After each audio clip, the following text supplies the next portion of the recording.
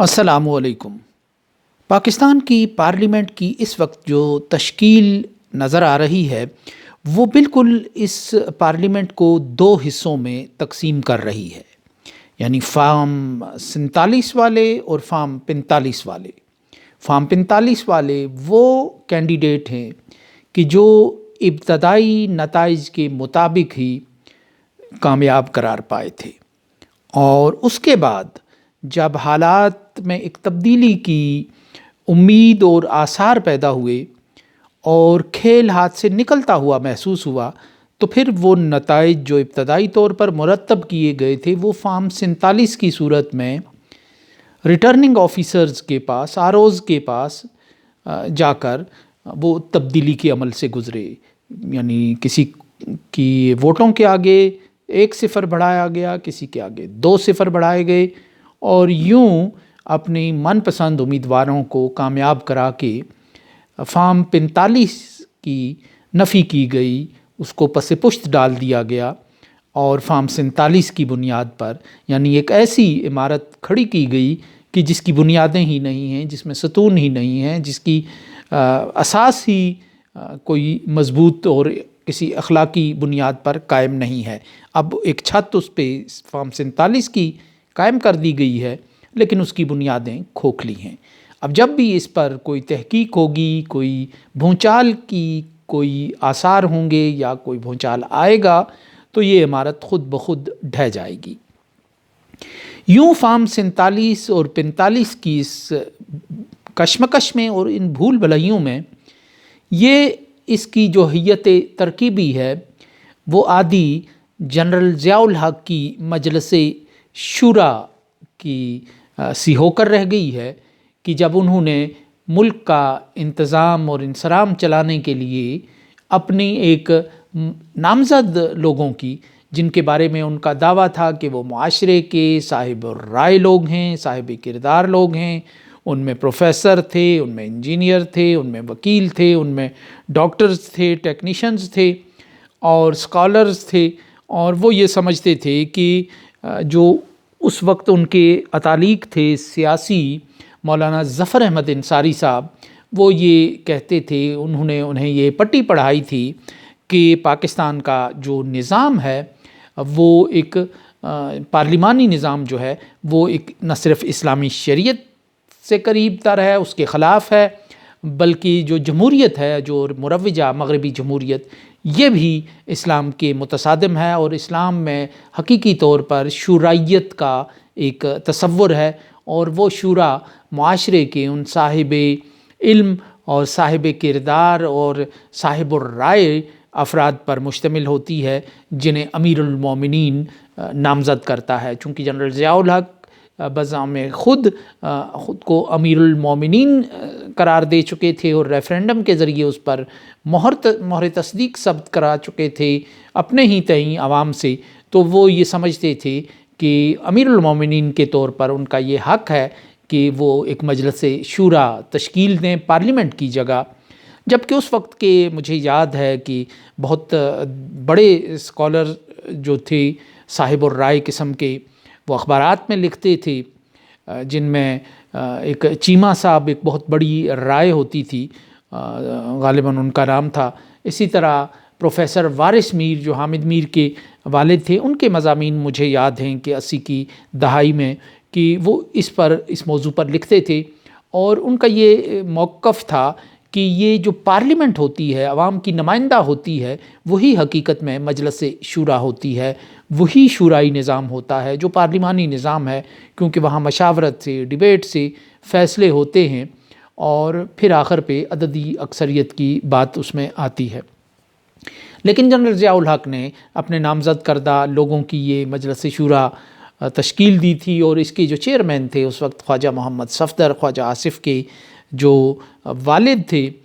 وہ تھے۔ بعد میں وہی 1985 کے جب انتخابات ہوئے جن میں محمد خان جنیجو وزیر اعظم بنے، اس اسمبلی کے بھی پہلے اسپیکر وہی خواجہ محمد اس کے دوسرے اسپیکر خواجہ محمد صفدر بنے، پہلے فخر امام تھے۔ فخر امام کی جو رولنگز تھی وہ جنرل ضیاء الحق کو پسند نہیں آتی تھیں، سو انہیں ہٹا کر پھر خواجہ صفدر کو ان کے خلاف عدم اعتماد کرنے کی کوشش کی گئی اور پھر خواجہ صفدر کو ان کی جگہ لایا، کیونکہ وہ ایک جی حضوری کرتے تھے سسٹم کے اس وقت۔ تو یہ ان جنرل ضیاء الحق کی اس مجلس شورا کی مترادف یا اس کے مطابق ہے یہ فارم 47 والے جو لوگ ہیں پاکستان میں کی پارلیمنٹ میں۔ لیکن بہرحال جینون لوگ وہ ہیں جو عوام کی حمایت سے آئے ہیں، عوام کے ووٹ سے آئے ہیں، وہ فارم 45 والے لوگ ہیں، جن میں بہت سے لوگ ابھی بھی فارم 47 کی وجہ سے وہ پارلیمنٹ سے باہر ہیں۔ اب یہ وہ پارلیمنٹ ہے کہ جس کی بنیاد ہی کمزور ہے، اور اس پارلیمنٹ کے ذریعے جو محمود خان اچکزئی ہیں، جو اب صدارتی امیدوار بن چکے ہیں، انہوں نے ایک نئی صبح کا خواب دکھانے کی کوشش کی ہے۔ بڑی ان کی پرجوش اور سخت قسم کی تقریر تھی، اور جس میں انہوں نے ایک نئی بنا ڈالنے کی ضرورت پر زور دیا، اور اس نظام کہن کو لپیٹنے کی خواہش کا اور ایک پورے ایک منصوبے کا انہوں نے اعلان کیا کہ، اور اس پارلیمنٹ پر یہ ذمہ داری عائد کی کہ وہ اسے یہ کچھ قراردادیں پاس کرنی ہوں گی، پیرامیٹرز طے کرنے ہوں گے۔ اب جنرل ضیاء الحق کی مجلس شورا سے یہ توقع کی جا سکتی ہے کہ وہ ضیاء الحق کے خلاف کوئی قرارداد پاس کرے، ایسا ممکن نہیں ہے۔ لیکن ہم دیکھتے ہیں کہ 1985 کی وہی اسمبلی جو جنرل ضیاء الحق کے اسی سوچ و فکر کا نتیجہ تھی کہ غیر سیاسی اور غیر جماعتی بنیادوں پر انہوں نے الیکشن کرائے، اور اس الیکشن میں ایک اسمبلی آ گئی جو برادریوں کے نام پہ آ گئے، علاقے کے نام پہ آ گئے، اور پہلی دفعہ جو سیاسی جماعتوں کا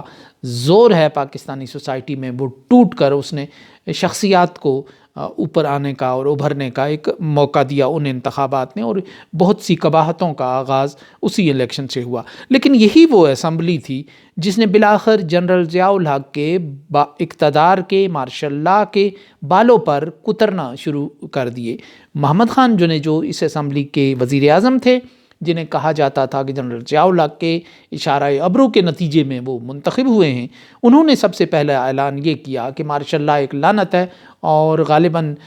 دسمبر تک یہ ملک کو اس لعنت سے ہم نجات دلائیں گے۔ یہ وہ ان کا جملہ تھا جو جنرل ضیاء الحق کو چبھ گیا، اور پھر وہ 85 کی جو اسمبلی ہے اس میں ایسے ایسے لوگ سامنے آ گئے، جاوید ہاشمی، شیخ رشید، ایک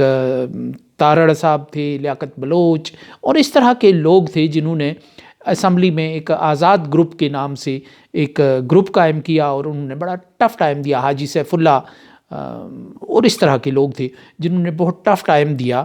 اس وقت کی جو حکمران پارٹی بھی ہے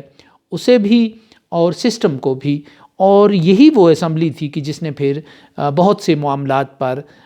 چیک اینڈ بیلنس کا کردار ادا کرنا شروع کیا جنرل ضیاء الحق اور ان کے سسٹم کے، اور یہاں تک کہ جنرل ضیاء الحق ایک مرحلے پر تنگ آ کر انہوں نے اس اسمبلی کو توڑ دیا،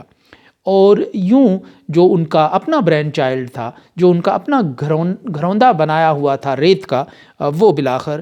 ٹوٹ کر رہ گیا خود انہی کے ہاتھوں سے، اور اس میں ان کے لیے بھی ایک سبق تھا اور ایک سسٹم کے لیے بھی ایک سبق تھا۔ اب یہ بھی ہو سکتا ہے کہ یہ جو 47 اور 45 کے درمیان ڈولنے والی یہ جو اسمبلی ہے کہ یہ آگے چل کر اس راستے پر چل پڑے کہ سسٹم میں جو سیاسی قوتیں ہیں وہ ایزرٹ کریں،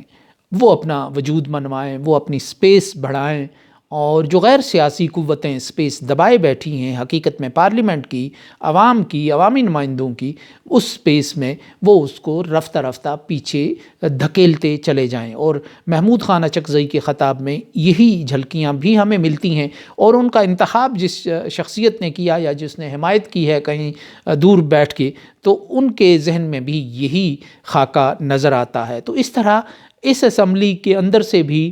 ایک جمہوریت کے حوالے سے اور عوام کی جو بالادستی اور حاکمیت ہے اس کے حوالے سے کچھ موہوم امیدیں سی پیدا ہو رہی ہیں کہ شاید اگر اٹھان ایسی ہی رہی کہ جو پارلیمنٹ کے اجلاس میں نظر آ رہی تھی، تو پھر جو اس سسٹم کے رکھوالے ہیں، اس کے جو متوالے ہیں، اس کے بینیفیشری ہیں شاید وہ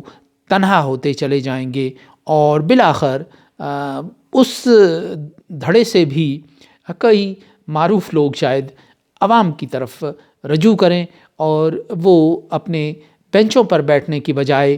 اپنی مراد کے ساتھ چمٹنے کے بجائے، اپنی سہولتوں کے ساتھ چمٹنے کے بجائے شاید وہ عوام کے ساتھ شامل ہو کر اپنا جو نام ہے وہ تاریخ میں لکھوانا پسند کریں۔